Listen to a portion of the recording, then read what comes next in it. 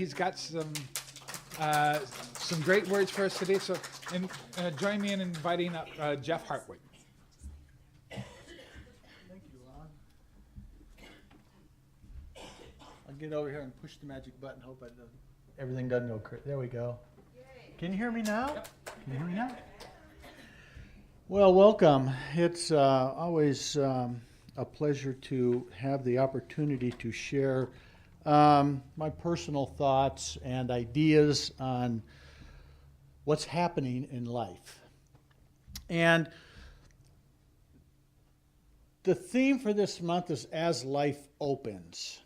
So I thought about this, and Celia sent me an email. What's your title going to be? And so I had to put my quick Tom Terrific thinking cap on. If you remember Tom Terrific, had like a little, it looked like a doggone funnel to me. But anyway, I put his thinking cap, and I thought, okay, I'll send it back to her right away.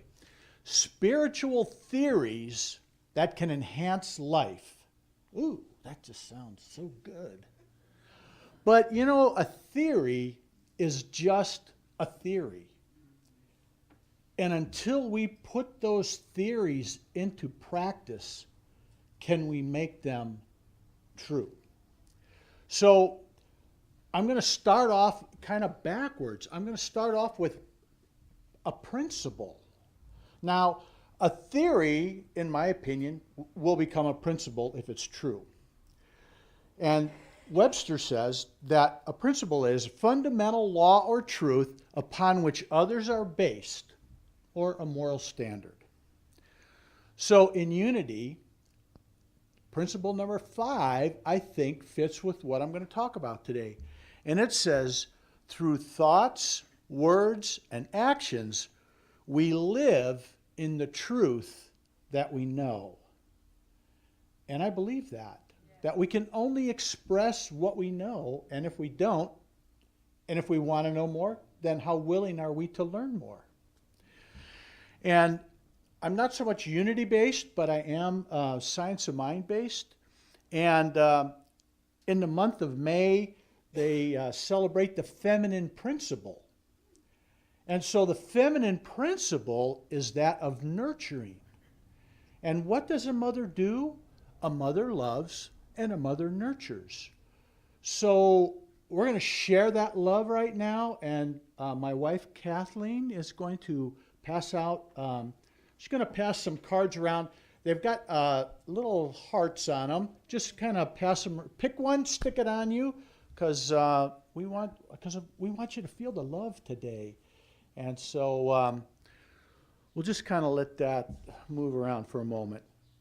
Now, like I say, a principle becomes fundamental law or truth. But a theory is different. A theory is a general principle or explanation which covers the known facts and offers an opinion which may possibly, but not positively, be true. So a theory, like I said, is something that we have to test and see if this is going to work for us. So along with these theories and these principles, I think a big part of the game is how aware are we of these items and these things that we're doing. Because the more we're aware of them, the more we'll realize how our life is being enhanced.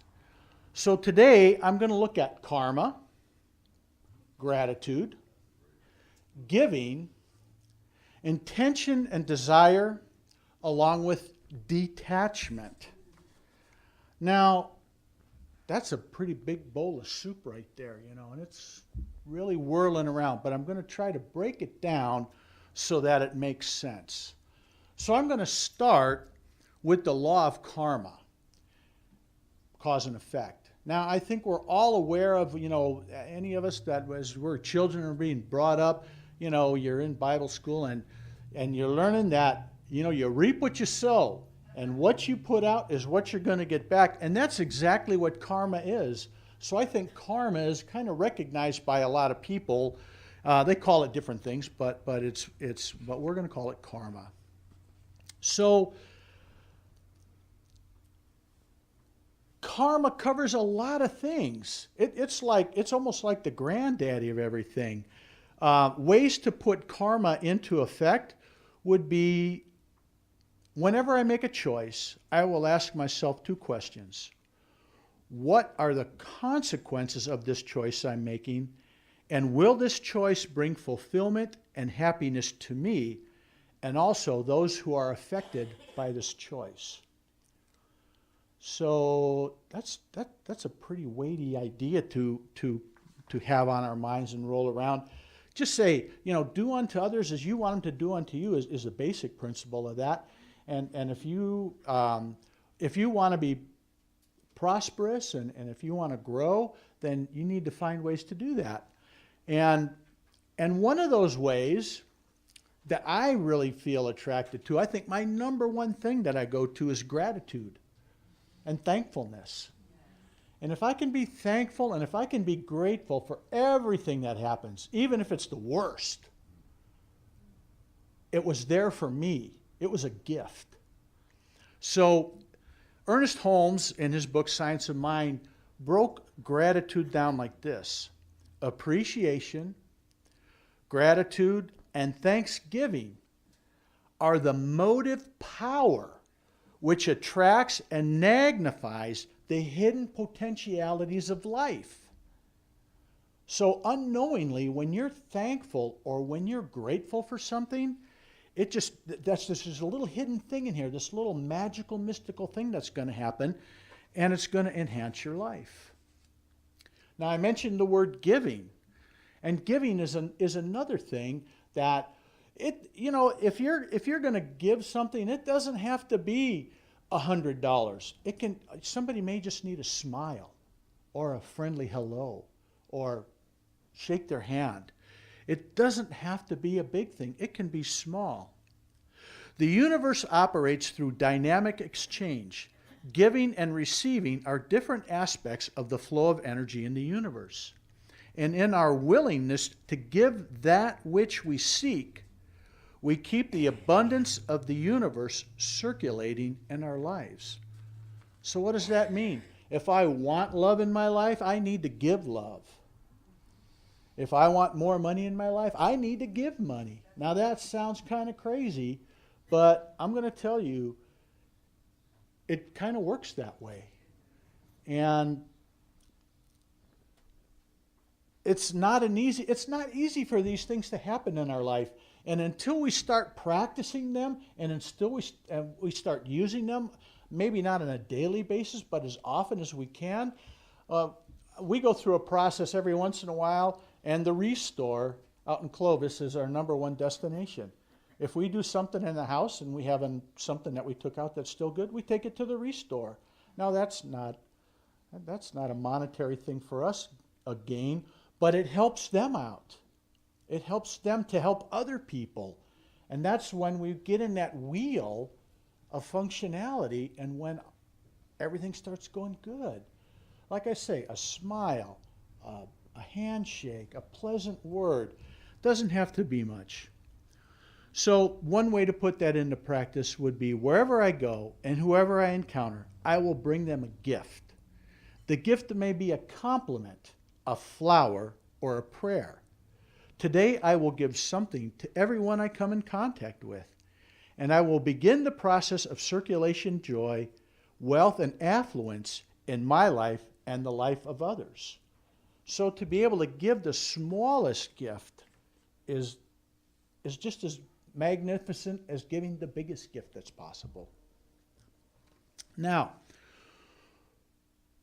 intention and desire, those seem like two separate things, but inherent in every intention and desire is the mechanics for its fulfillment.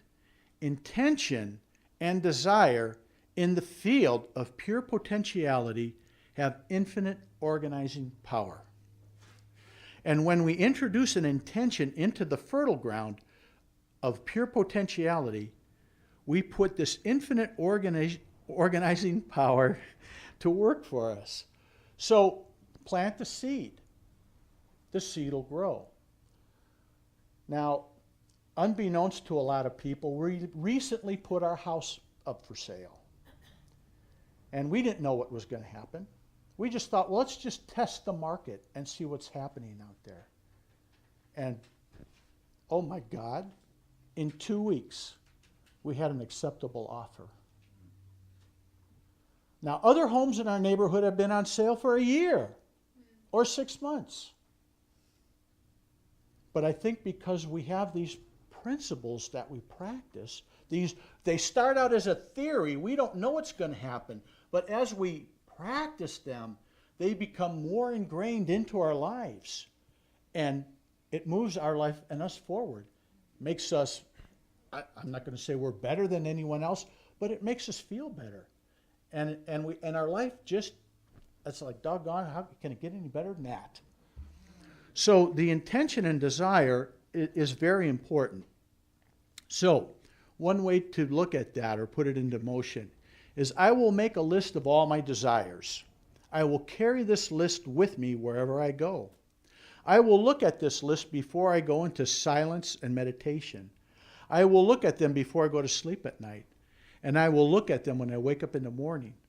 So there, we have to put our attention on the things that we want to grow in our lives. And by putting attention on it, we'll attract it into our lives. It might take a day, might take a week, might take a month, might take a year. It's going to happen in its own time. And sometimes when it shows up, it doesn't look at all like what we planned. Well, we saw this funny thing on Facebook it was about life. And this guy's going, I just didn't plan it this way. It just wasn't supposed to go like this. You know, but it happens however it happens. And it's our ability to be aware of what's happening and to make some things a preference. We didn't say we have to sell our home. We just thought of the possibility. What would happen out there? We made it a preference. If it sells, great. If it doesn't sell, we have a nice place to live. There's no problem here. So that preference actually ties in with the law of detachment. And in detachment lies the wisdom of uncertainty. In wisdom of uncertainty lies the freedom from our past, freedom from the known, which is the prison of past conditioning. If we say, I just can't drive to LA, and I say this all the time, I just can't drive to LA. I just won't do it because there's just too much traffic down there. But, if I really had to do it, all I'd have to do is change my mindset and accept that I'm going to LA and there's going to be traffic. And if the universe is in my favor, guess what? Maybe there won't be any. Huh? We all know about the LA traffic, I think. Yeah, it could be any time. And there's a traffic jam. Believe you me. And years ago, when I used to go fishing and diving down in Baja with a bunch of buddies of mine, we'd go through LA in the middle of the night, and there'd be a car accident, and there'd be traffic blocked up, or some crazy thing going on. So yeah, that if we can detach from that and make things a preference, more power to us. So today, I will factor in uncertainty as an essential ingredient in my experience. In my willingness to accept uncertainty, solutions will spontaneously emerge out of the problem, out of confusion, disorder, and chaos. The more uncertain things seem to be, the more secure I will feel, because uncertainty is my path to freedom. And through the wisdom of uncertainty, I will find my security. Now, doesn't that sound like a mouthful?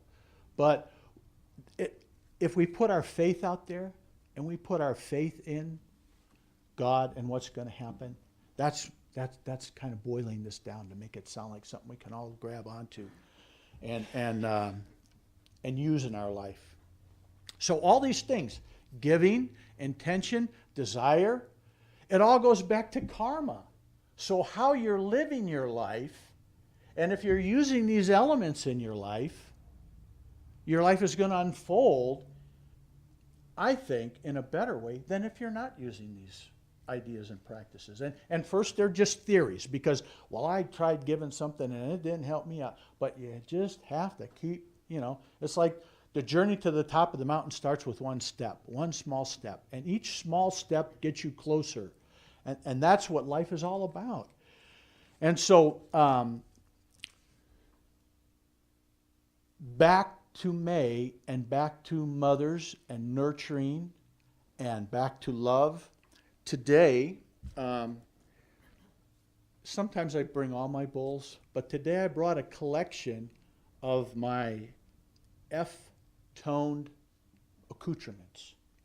So we're just going to take a few minutes here, and we're just going to let these, the heart chakra, the note is F. So we're just going to let these sound waves wash over us and nurture our heart chakra. So if you're ready, and we might want to turn the lights down for this. So we'll